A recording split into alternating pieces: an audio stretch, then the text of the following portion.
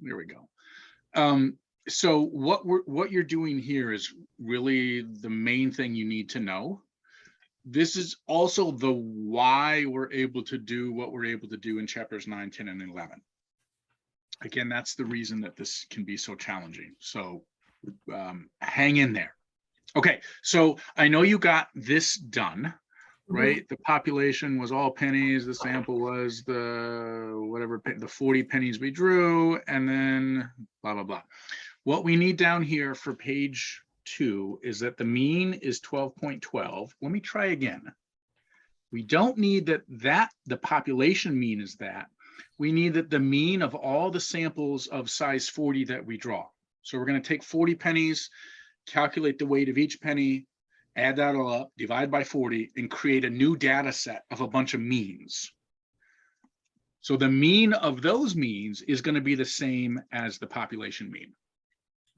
That's kind of the main thing you need to get. Our data set is now the variables is a statistic that we've calculated from a sample. Our data set is no longer a sample of a bunch of data values.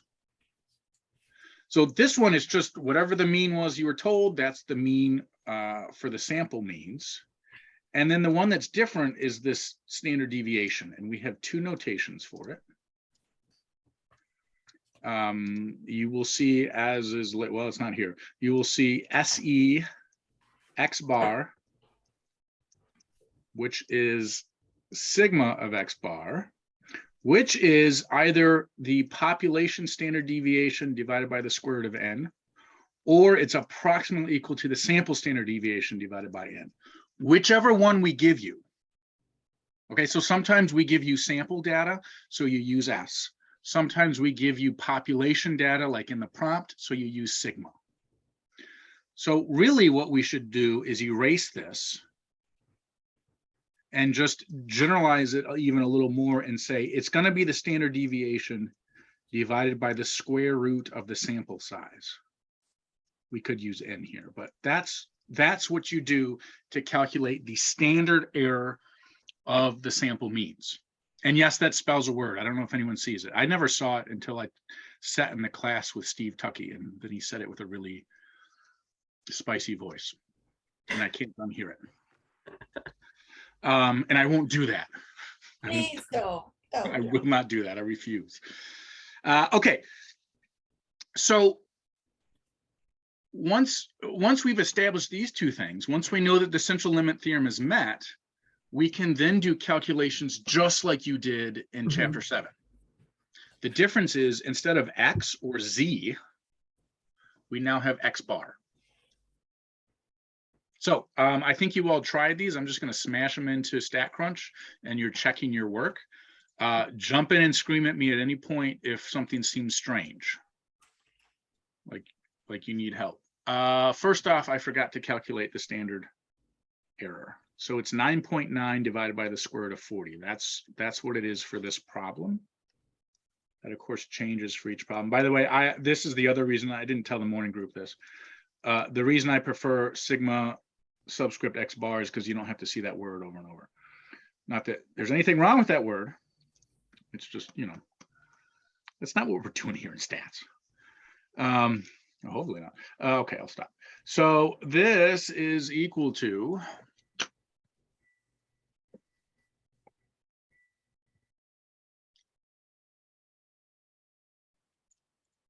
9.9 divided by square root of 40. Let's just do 3 decimal places, 1.565. Did you all use 1.565 when you did this?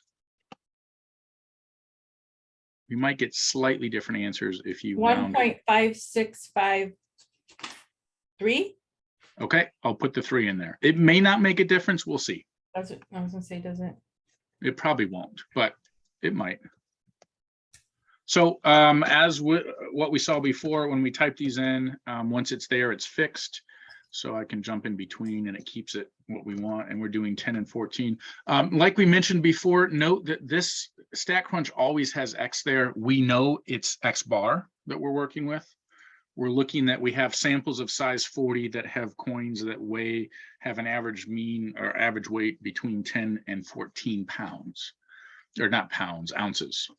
So that probability is approximately 0.79, no, 4 decimal places, 0.7950. Is that what y'all had? Yes. Nice. And then there's some shading that can be done over here, whatever. Okay, then we get the same old types of questions. Hey, where's the 20% go? Note it says at or below. So we're looking at the probability that X bar is less than this particular weight, and that's going to be equal to 0.2. It's funny that we suddenly put a blank here for you to write that. It's the first time I've seen that. Don't worry about that. We're just, oops. So 0.2 compute, 10.8826. Yeah, no? 10.88, yeah, yes. Good. Mhm.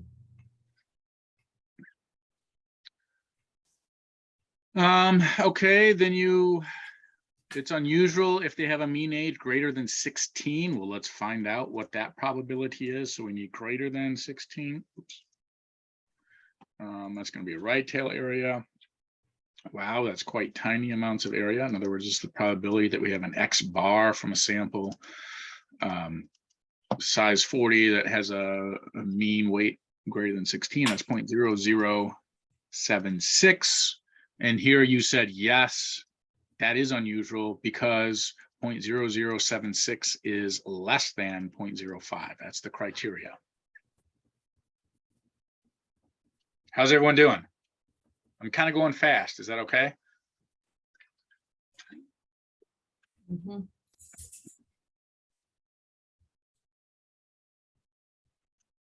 Okay. You already have these listed somewhere. No, maybe this is the first time you list these. So what if it does have a mean age greater than 16? What are the 3 conclusions? Well, the first one that we often list is that it's a fluke, meaning stuff happens. Insert whatever type of word you want to put there. I've seen people drop cuss words on here and say it happens. And I'm like, yep, you're right. Done. Good job. Reason we say stuff happens is that this is not equal to 0, right? There is a chance it will happen. It's 0.76% chance of happening. It's super tiny, highly unusual, but it could still happen. So fluke. And by the way, this is what we use this idea in chapter 10 when we do hypothesis testing. We set a bar of fluke level, like what is our line saying, oh, that just happened by accident versus nope, something's actually happening. So we'll talk about this again. Mhm. The other one here is maybe we've got a biased sample. Oh, this is what is this? What is the context here? Is this age or is this? Yeah, this is the age of pennies. I wonder if you all were confused by my talk of ounces. No one bothered to tell me. That's cool. So here we were saying older than 16. That's right there, years, right? See why I'm not reading. So if an example of a biased sample is we had coin collectors. Sample the coin collectors collection. All of those pennies are going to be super old, right? Presumably. So those ages are going to mess with our sample and make the pennies way older than we would expect. And then the last thing is it's a bad parameter, meaning the known value or the value we think is true for the population value has changed. So maybe the US Mint is trying to save money, the Treasury Department, whoever's in charge of that. And so they're not printing new pennies and they're leaving older ones in circulation longer. So the mean age is happening longer. I don't know. So we'll just say, I tend to think about this one as the parameter has changed. well, let's be specific though. What I am most interested in, by the way, is that you know these three possibilities because they're the only three. Not that you can come up with a super good argument, particularly for the bias sample and the bad parameter. You need a good understanding of the context, which not all of us might know about penny ages. Mu may have changed. How y'all feel about that? You don't have to list these in this order. You just have to list these three things. Put this in your reference sheet because I'm going to ask you this question on the final exam. Hey, this is a really unlikely chance of happening. Why? What could explain it? These are the only three explanations possible. So I expect you to know these. And I always get weird answers on these for students that don't, I guess, write it down and watch the video and try the problem. Any questions? We can't say because Cindy said so on the. Oh, nope. Sorry, it doesn't work that way. All right, fine. I mean, you could preface it. It could be like these three things because Cindy said so. Okay. I'll accept that as long as you know fluke, bias sample, and bad parameter. That's good.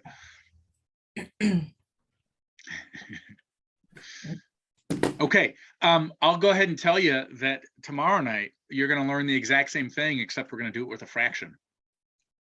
So the good news is, while section 8.2 is another central limit theorem, meaning a bunch of theory, there's not a whole lot of difference between that and this. It's just a different parameter.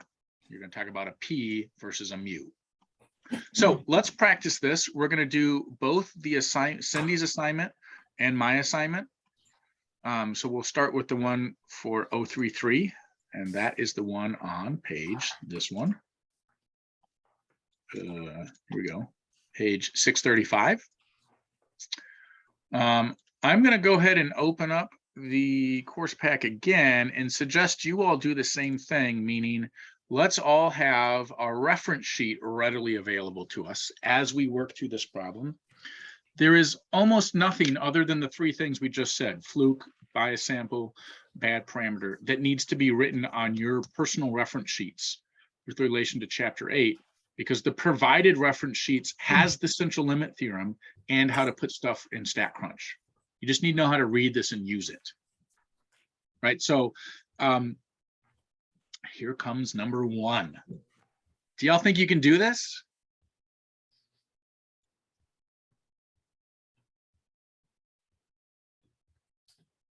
Okay, wait a minute.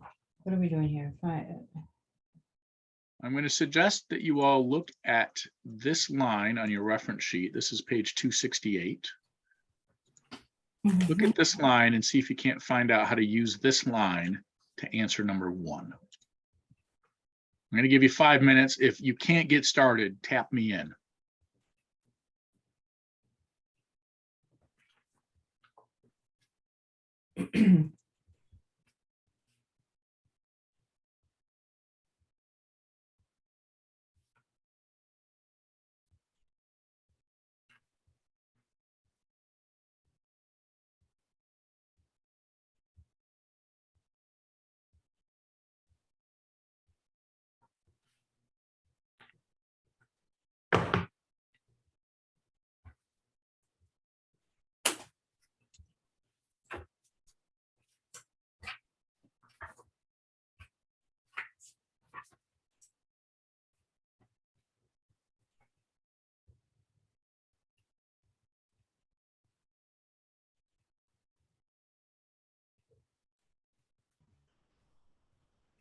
Is it possible to show that bottom part of 268 again?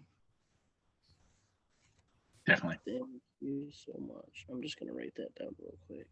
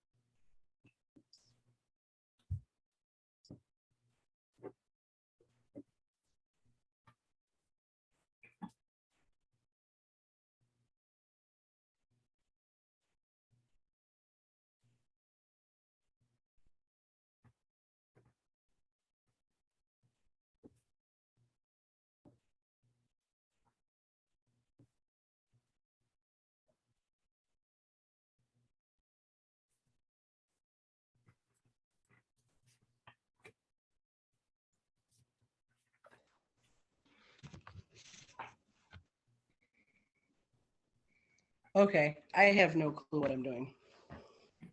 I am absolutely stuck. I said, forget them trick-or-treaters. I moved my entire operation inside and turned off the light because I am lost and this is more important. Oh, I Oh. mean, more candy for No, you. I have no clue. Like, I'm looking at this and I'm like, I'm not understanding where to even start. Perfect timing too, because there goes my timer. Awesome. So first, let's just start with what are you being asked to do in this? Like, what's the question? And It's anyone can answer, by the way. to find the value of the sampling distribution.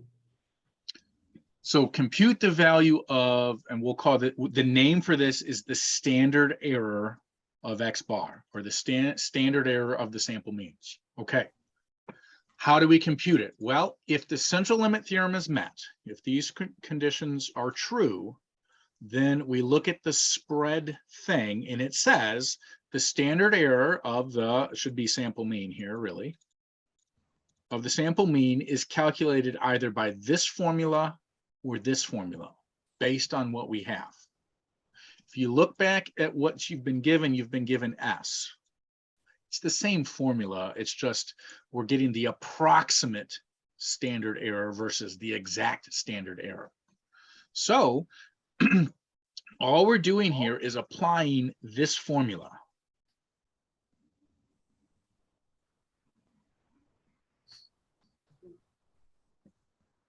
So for the first one, that looks like the standard error, the sample standard error of the sample means is equal to the 5.34 divided by the square root of 20. Mhm. Next one, oh, same sample standard deviation, 5.34. Now it's divided by the square root of 30. Next one, same 5.34, but now it's divided by the square root of 40. This question is helping you look at how do we get the standard error for when we do the probability calculations later, that an X bar is between different things. And as n, the value of n increases, the answer or increase, yeah, the answer is. Yeah, yes. Good. Okay. What that means is the spread, the larger our sample size is, the less spread out our sample means are. Okay. Which means that the distribution of the sample means is getting closer and closer to the exact value of the population. Yeah. Let's see, let's write these numbers down. It says 3 decimals, 1.194.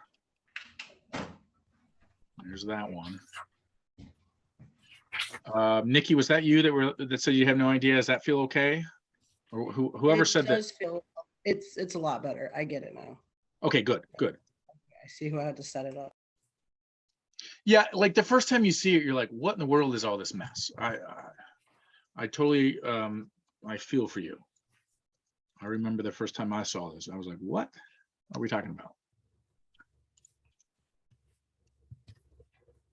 So this number has value in terms of calculations later. And just as Becky said, as we increase the sample size, we're decreasing the amount of spread, which is what this is. It's a standard deviation, meaning how far apart are the data values.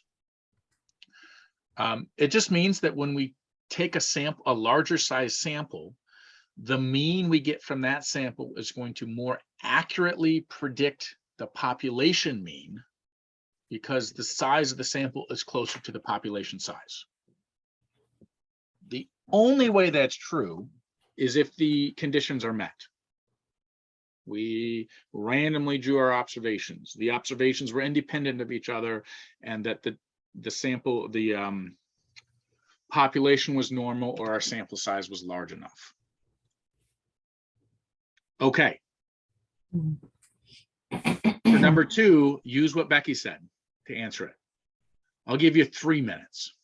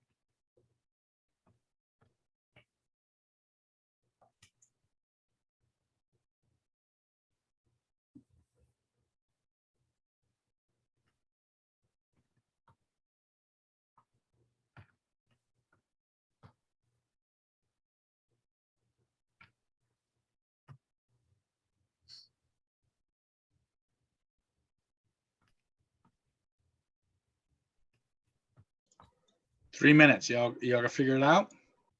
Hmm. Becky, tell us that thing again. What happens with the spread?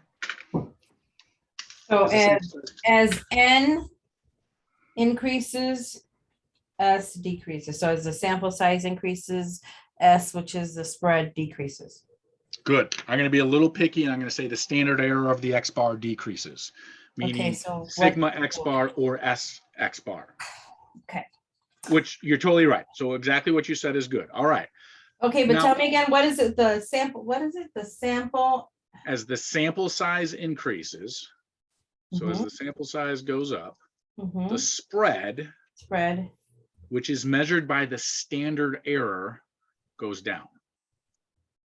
And we just, the statisticians just labeled it standard error, SE, so that people would know we're not talking about data from a sample. We're talking about a statistic from a sample. So you'll see in the next in 8.2 that instead of an X bar here, we'll put a P there. And actually we'll put a P hat because that's the statistic we're talking about. We could put an S in here, the standard error of the sample standard deviation, if we wanted to, or an S squared, but we don't talk about that in this class. It's done. It's done with any statistic we calculate. So it's just spread. It's just a standard deviation, but we call it standard error. Now, how does this apply to these graphs?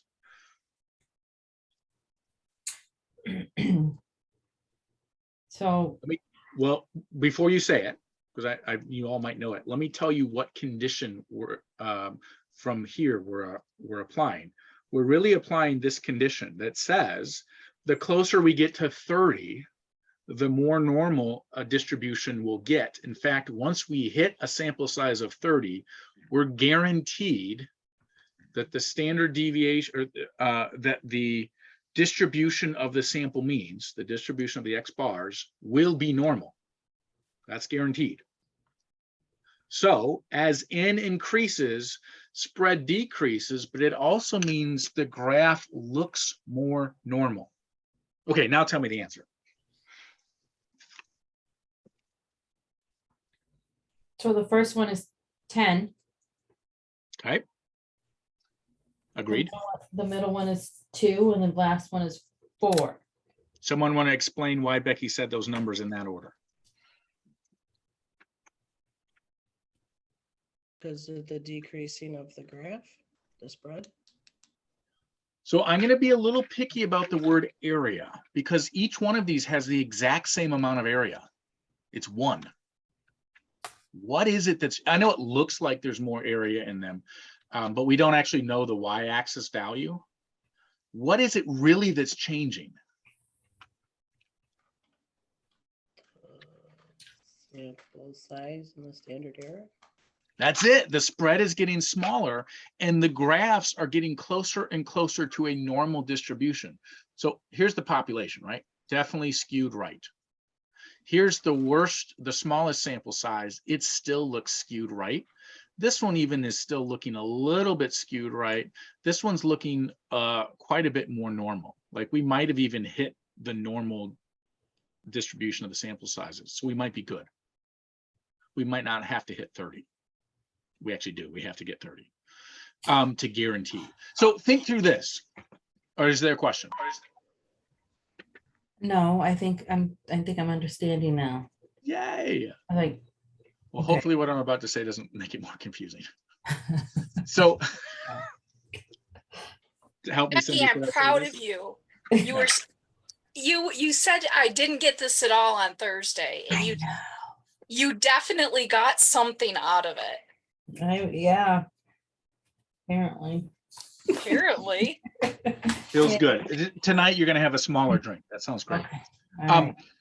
So from the population, this graph here is a bunch of data values from something. Let's say it's we want to know the mean age of students that take statistics.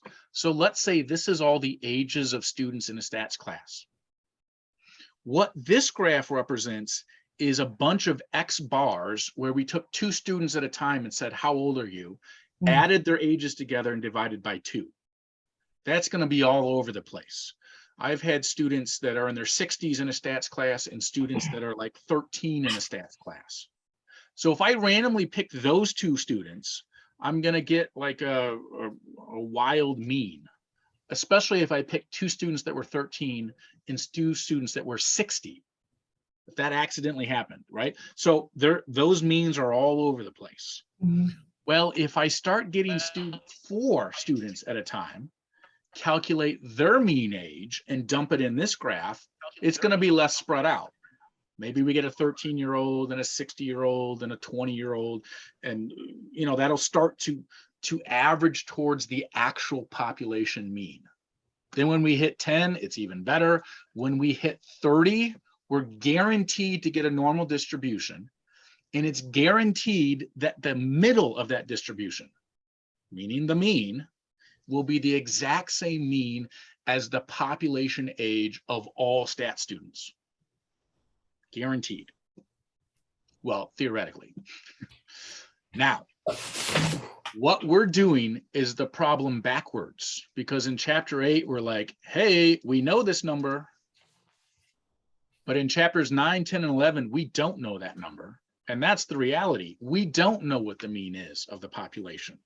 So we go out and grab a sample and then infer that the sample mean is the population mean, or a good estimate for it.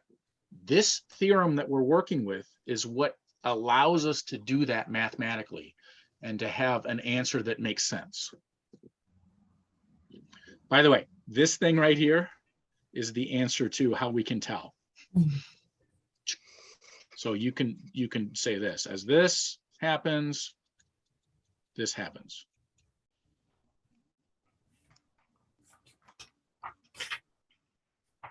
Okay. Okay. Phew. I feel like I drank just a little bit of coffee about 30 minutes ago, and it's true. I did do that. Mm. I don't know why. I had some cold coffee left over in my mug upstairs, and I saw it. And you don't throw away coffee, right? You just drink it. Okay.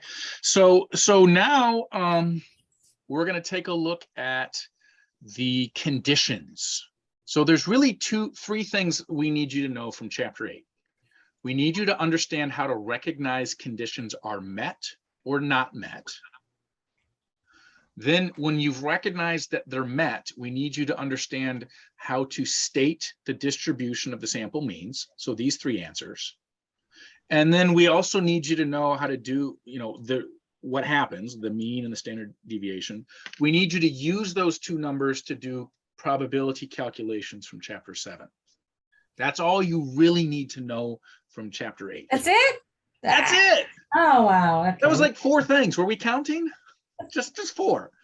You don't even have to know why. Oh, well, let's stop that. So can anyone tell me what question 3 is asking you to do?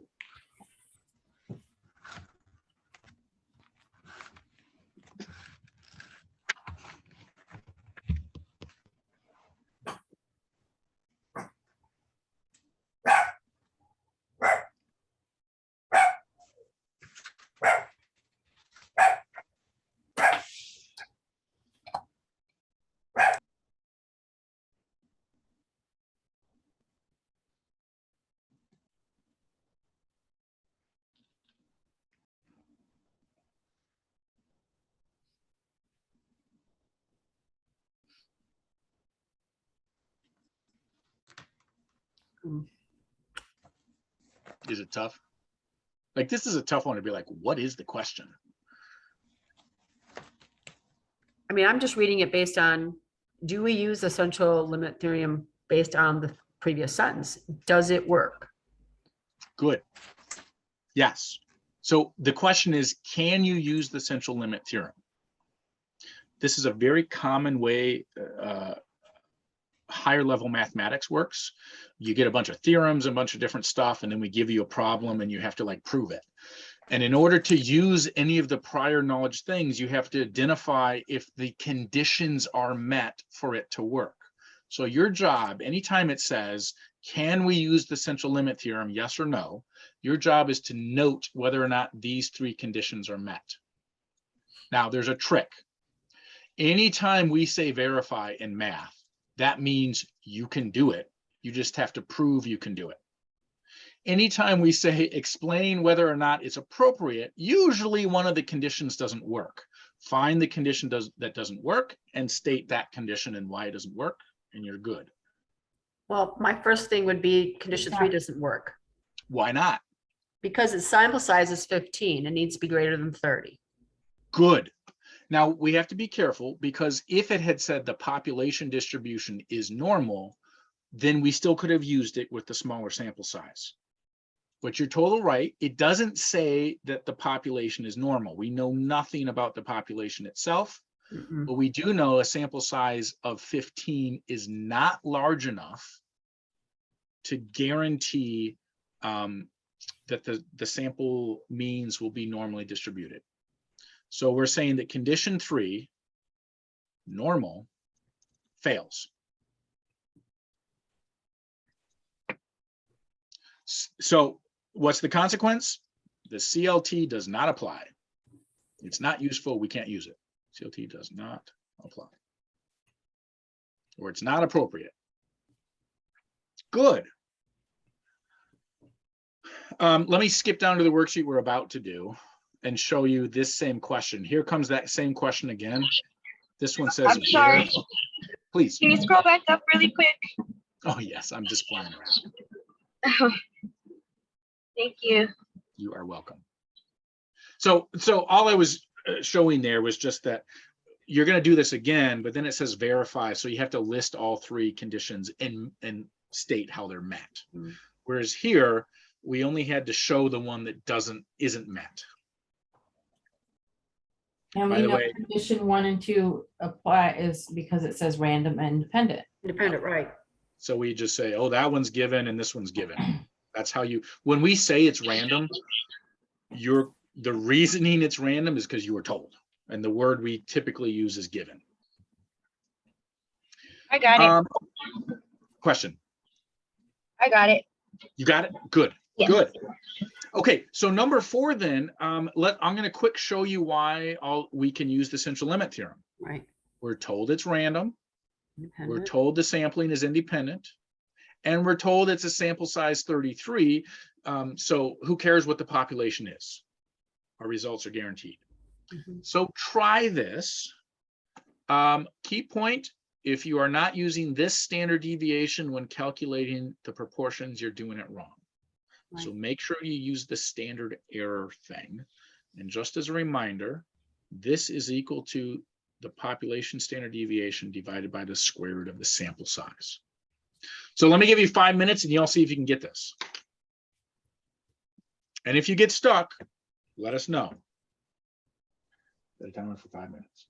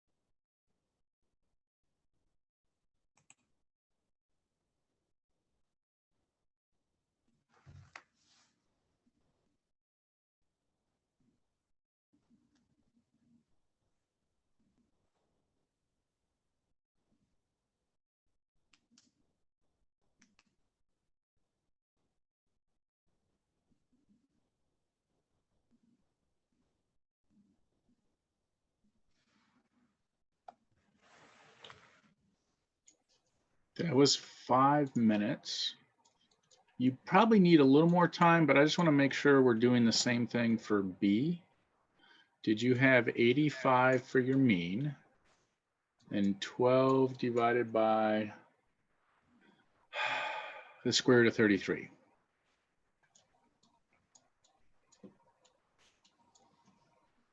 Which is about something or another. Is it 2.0889? Love it. 2.0889. Good. Everyone was using that for the other stuff. Mhm. Okay. Do you all need more time, or are you ready to just look at the probabilities? I need a little more time, but Okay, take some more time.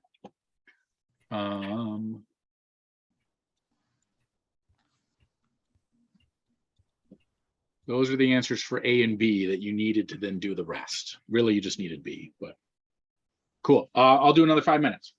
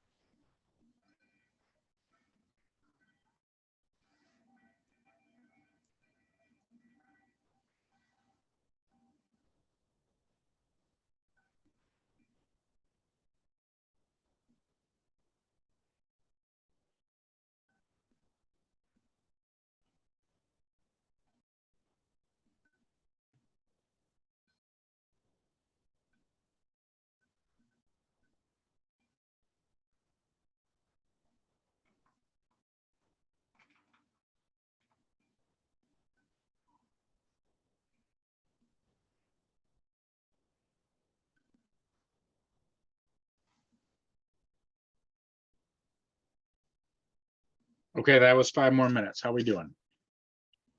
I think I got it. Okay, Good. go ahead.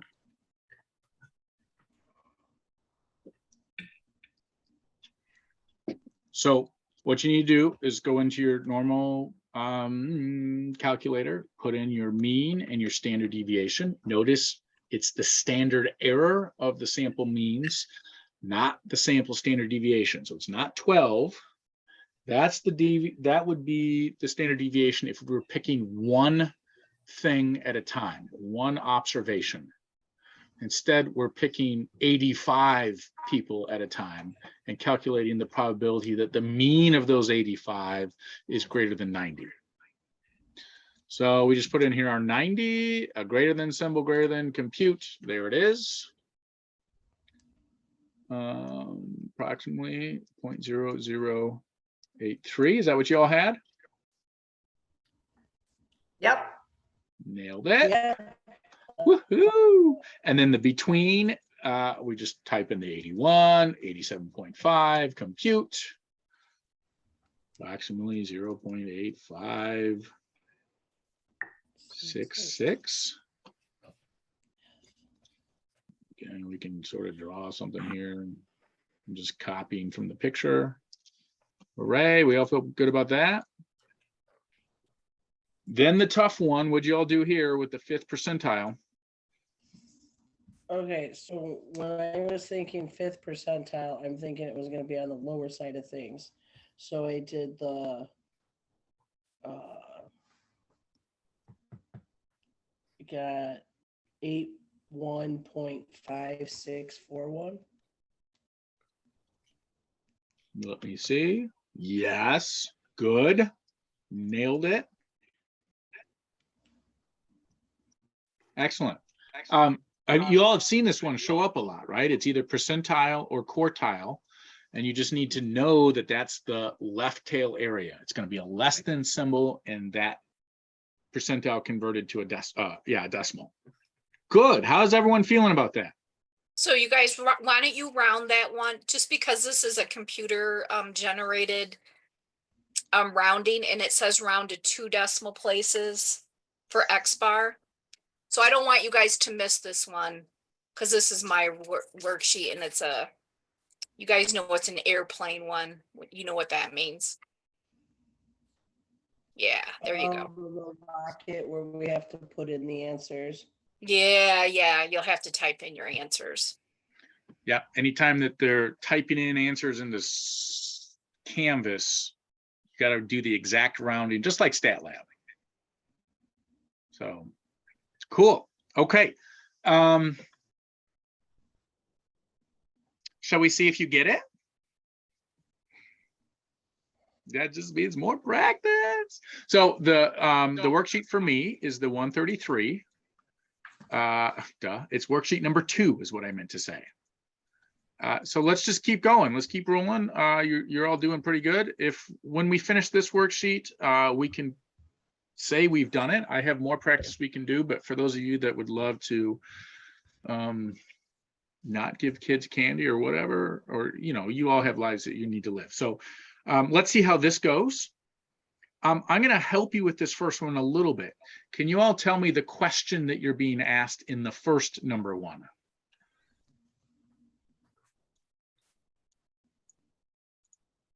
It wants us to compute the standard error. Ooh. Hey, we already did this, right? It looked very different when we did it up here because we just gave you some numbers and said compute it. But we know we need this formula, right? So do we have what we need here in order to calculate this? Yes. All right, make it so. So what do you think? 5 minutes for the whole first page?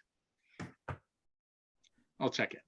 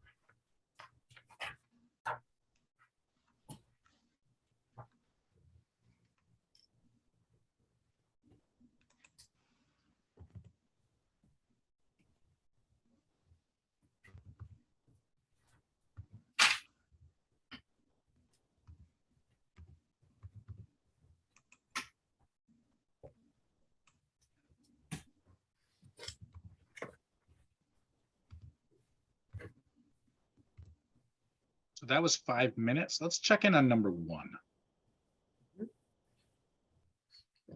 Did you all do 21,418.94 divided by the square root of 25? Yes. Mhm. Nailed it. Good. So you got 4283,788. Yes. Around seven. Oh, never mind. I know it said 4 decimal places. Yeah. Okay. Good. Did you have enough time to get through 2A? Mhm. So what'd you say for condition 1, random? Given.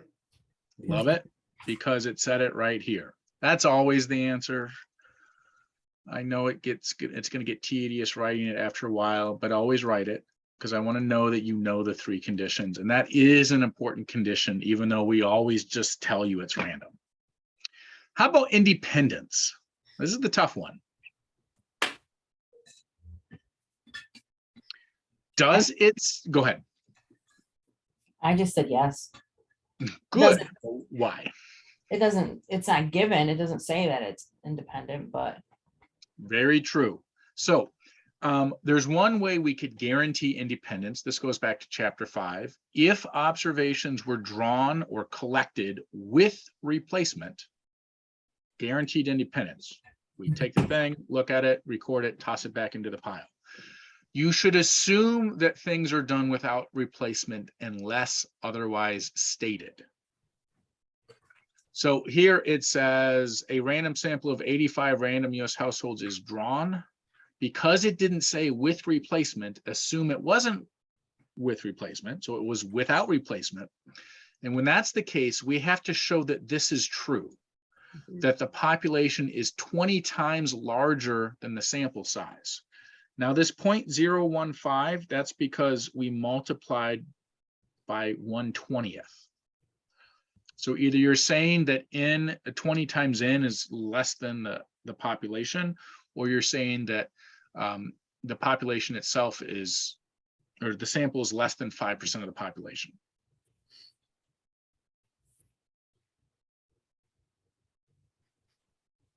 So we have to show that. So we figured out what n is. It's 85. Ooh, but what's the population?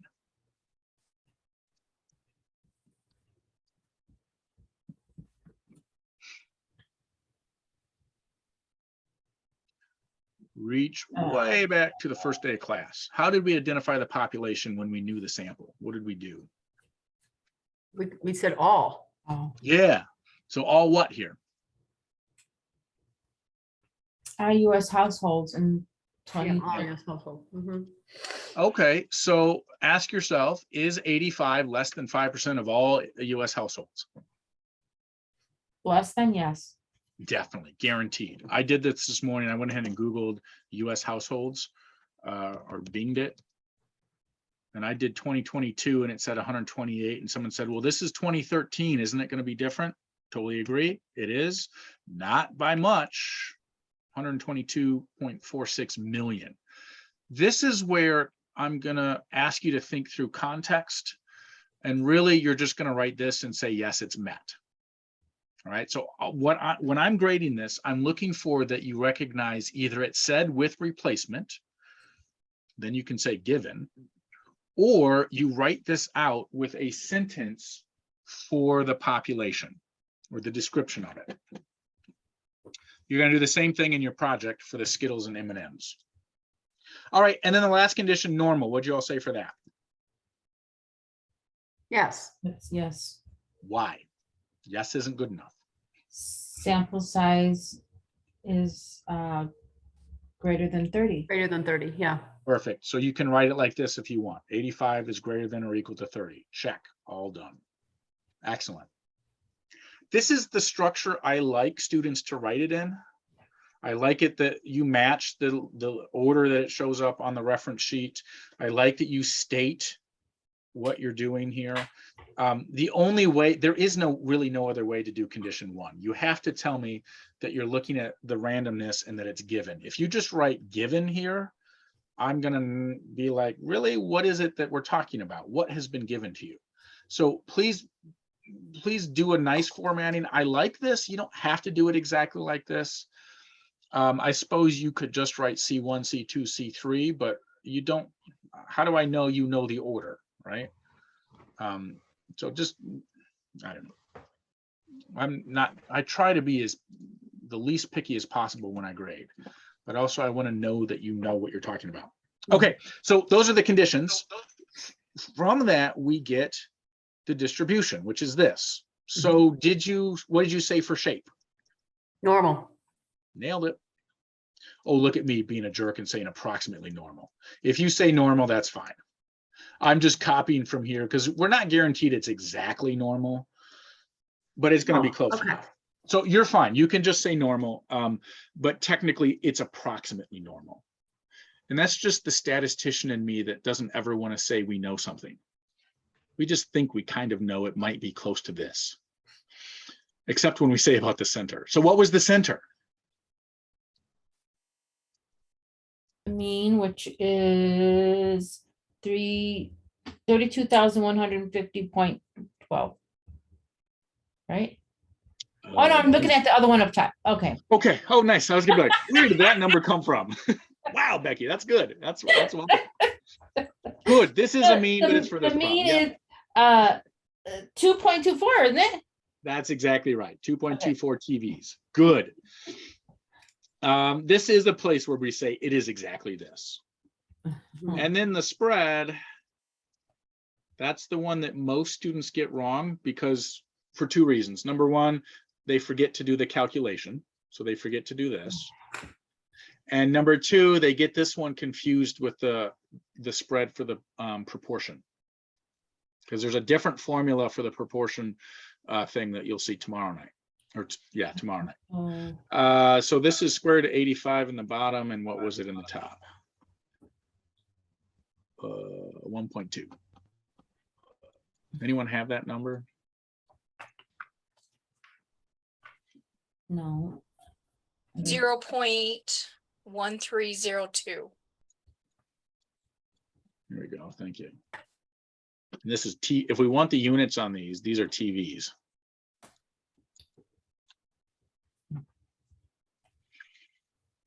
Okay.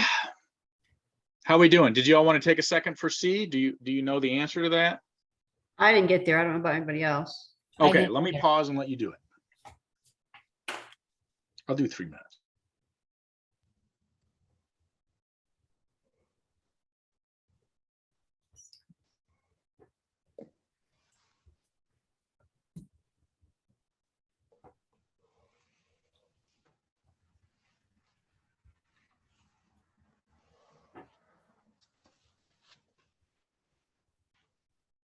Guys, just for reference for C, you guys should be looking on page 198 of your notes.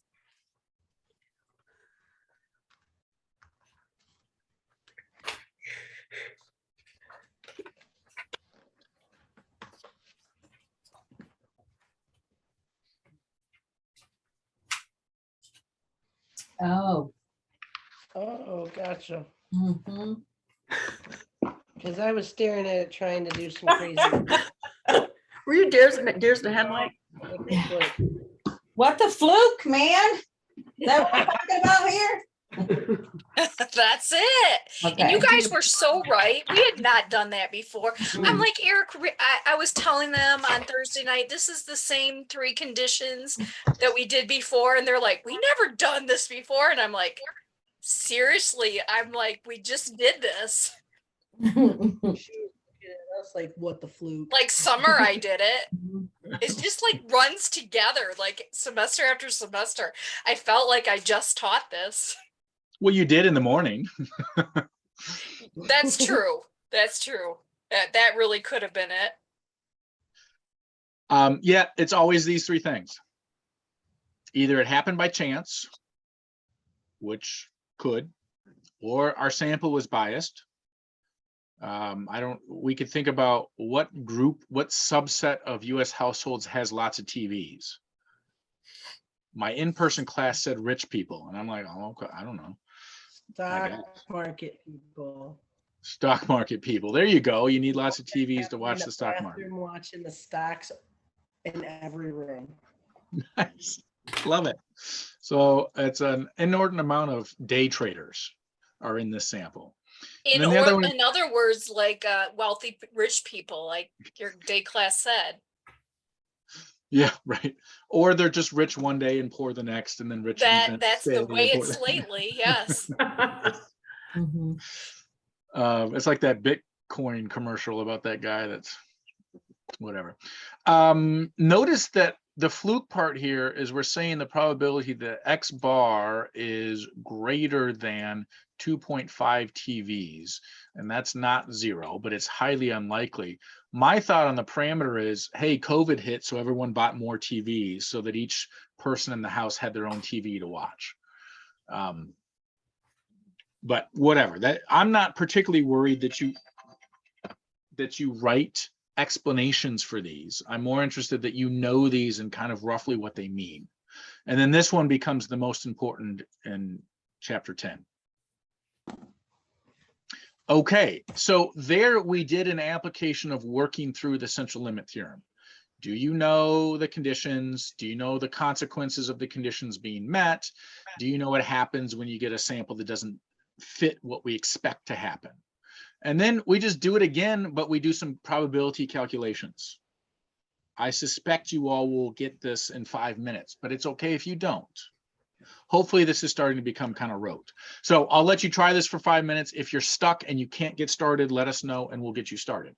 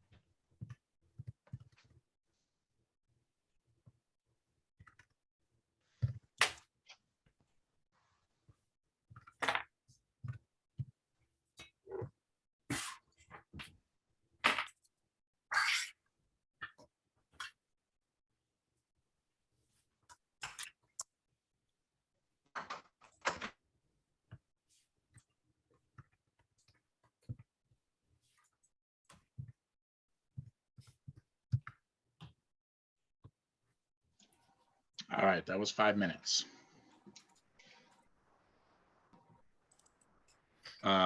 We'll do the same thing we did last time. I'll fill A, B, and C to make sure you all are on the right track. First, Figure out C. awesome. I will help with that. So the mean of the sample means mu subscript x. Oh, that's the 230. I screwed up A. Sorry, y'all. A should be that there are 35 children. And then the standard error, Oh, I know. remember, that's just that sigma x bar. That's all that is. It's the standard deviation of the sample means. And it's that calculation, right? It's the 16.3 divided by the square root of n. Which is hilarious because that's what I did for B. So I just. Oh, put that's things- okay. That's all right. You're on the right track, right? Yeah. So 16.3 divided by square root. This is the time to make those mistakes anyways. What did we say? 85? No, 35. So the number we're going to toss in StatCrunch, it's not 16.3. What is it? 16.3? Yeah, it is 16.3. Is 2.7552.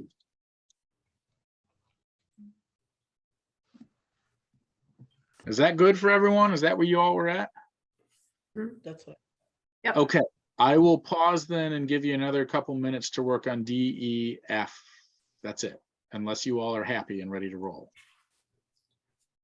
Not yet. Okay. Okay, 5 more minutes.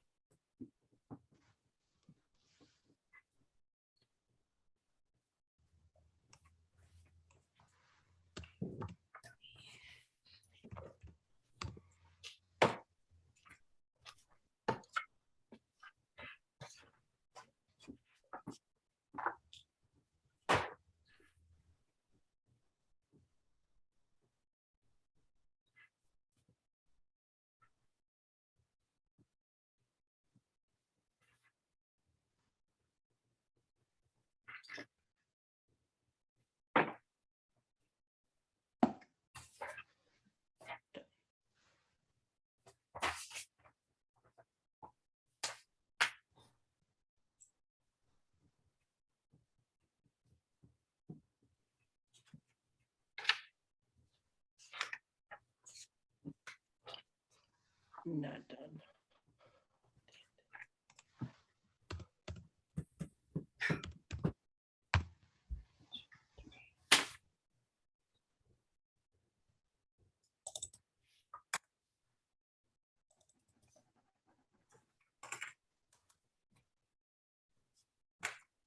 I wrote down symbolically what you're supposed to do in each one of these. Mhm. I don't want to rush anyone, but I'm also thinking maybe we're close to that point. So everyone feel good about, what is this, D? Yeah. Let's see, I gotta correctly put in my mean and standard deviation. I almost just started running wild and I was gonna get everything wrong. So just word of caution, that's what most often what I see happening with students on this portion of the final is they're forgetting to use this standard deviation. And the mean is usually not messed up because it's the same thing that's said in the problem, but they're forgetting to type this stuff in. Sometimes I've seen students just use 0 and 1 here, and then they get crazy numbers and have no idea why. So just be mindful of that. I don't think anyone here is going to have that problem. And then put in our stuff and compute, and you get 0.2192. Yeah, That's what I got. excellent. True. Okay. We then have a less than statement. That's why there's a less than there. So we're just doing less than 225. And that is approximately 0.0348. Is that unusual? Yes, Because It's less than point. it's less than 0.5. perfect.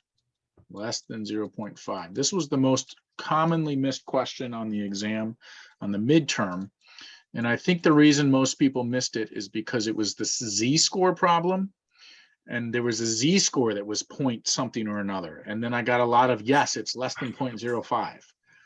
And what folks needed to say there was, yes, it's less than 2 standard deviations away from the mean, or no, it's not less than 2 standard deviations away from the mean, which was actually the correct answer.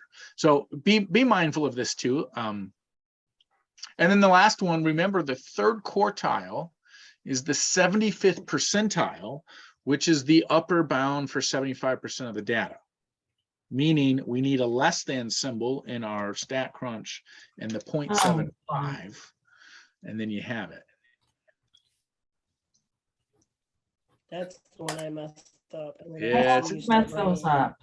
They're so easy to mess up, File. right? Because you got this old stuff you have to keep track of. What'd y'all do? Did you have like the a greater than symbol? No, I had 0.03. Yeah, I did too. Oh, yeah, right. Maybe that's Quartile what versus I said. percentile. Yes. Yeah. Very reasonable mistake. Mhm. Just one little word. Jeez. But for the units, it's mg over dl, right? Oh, good call. mg, whatever those are, over dls. Milligrams per deciliter. Oh, yeah, that's great. I know lots about that. Those of you going into the nursing might learn a little more about that. Okay, what do y'all think? You feeling good about this? If I could remember how to set these up, I think I'd be pretty good. Well, let me show you the places for practice, extra practice. One of them that you're going to have to do is this sample final exam. Remember, this is the prep for the final exam, and it has all the chapters on it, 1 through 11. I'm not actually encouraging us to do this right now because I think the most powerful use of this sample final exam is to do it right before you take the final exam. I don't know if you remember how similar the midterm sample exam was to the midterm, but they were pretty close. So it might be nice to save this, but till then to do it. So maybe if you want to do it, you could do this problem on a separate sheet of paper just as practice. That's question 12 on page 751.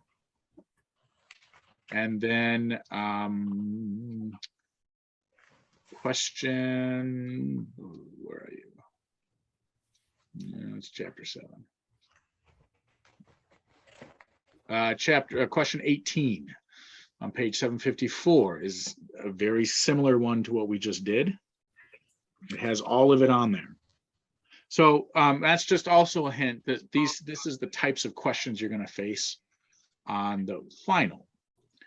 One other place to look for practice problems, though I failed this morning when I had us go there, is the midterm final exam review in the appendices. That starts on page 399. This is just a monster set of problems that is way more than the sample final exam. The bonus here is that there is a answer key at the end of this. And I looked through here and I don't think I found any problems that are exactly like what we just did. Well, I think you having them do the 8.1 worksheet 3 example that was a good example. Yes, that was a good practice. So what do y'all think? Would you like to do another example problem? Or have you had enough and you're ready to take off?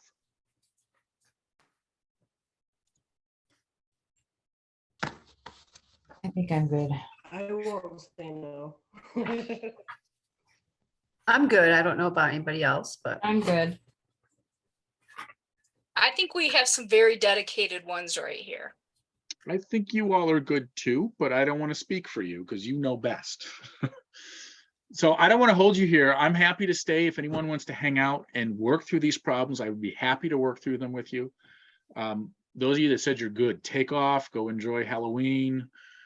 We'll see. You'll do 8.2 tomorrow, which is kind of a review of this, and we'll do more of that on Wednesday.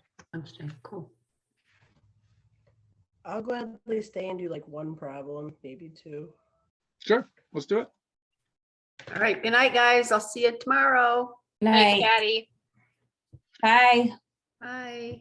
So who was it? Nikki, was that you that said you wanted to stay and do one? Yes. What part do you think you need the most practice on? When you look at these questions, 8.2, Part, I guess maybe it's like, maybe I'm just not catching the symbols to the words to put it on the paper. Because Okay. once I get it, it seems like boom, I have no problem punching it in where I need it to go. I get the answer. I mean, except for that stupid quartile one that I thought was percentile, but I mean, that was a pretty easy mistake. okay. So when you look at this, I went to the wrong page. When you look at page 639, are you happy with number 1? How about you just pick the question on there that you think you need to practice on and we'll do it. Cindy, take off. Are you sure? Yes. All right. Okay. Go I'll for it. see Nikki. I'll see you guys tomorrow. Okay, sounds good. I'm thinking about you too, Nikki. Oh, thanks. Yep, you're welcome. Okay. So it's more like, so in those other ones that we just did, it was more like just getting from what we were given. Like, I think I understand now when it's asking us for the distribution of the sample means. And when it says, for instance, on 638, question 2, when we did A, I got that. I went back and I looked at the previous pages. So I get that the sample size has to be greater than 30. Nice. So I Good. got that. But it was the next one where it was talking about the sampling distribution of the sample means. That's where I got things wrong. But then when I go back and read the question, it says the second word, the mean. So I think it was just a matter of making sure I'm putting the right stuff in the right spot, because where you had the mean as 230, I had already did the 16.3 divided by the square root of 35. Gotcha. Yeah. I was doing C instead of B. So just making sure you attach the word mean with the symbol mu x bar, right? I think so. Maybe I just need to go back to the notes where she had them listed as what was what. Why don't you try 3B? Okay. Because it's kind of what you're talking about. We could ignore A because that's the three conditions that allow us then to write it out.